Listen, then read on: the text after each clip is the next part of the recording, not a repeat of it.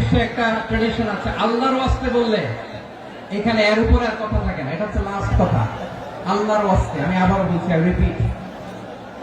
I repeat, এই যে তোমরা সবাই young, the Gen Z of Pekua, তোমরা বাংলাদেশের চিত্র পাল্টে দিয়েছ।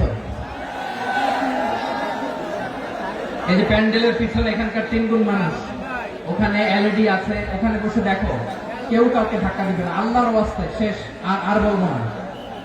যদি দেখি চুপ করেছো, কথা বলবো, নাহলে চলে যাবো, শেষ, এখানেই শেষ, বিদায়। কয়েক মিনিট একটু নীরবতা বজায় রাখা যাবে আজকে?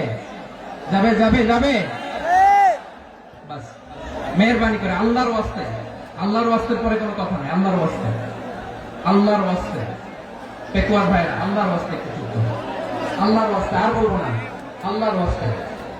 ধাক্কা ধাক্কি হবে না, আল্লাহর ওয়াস্তে চুপ করো।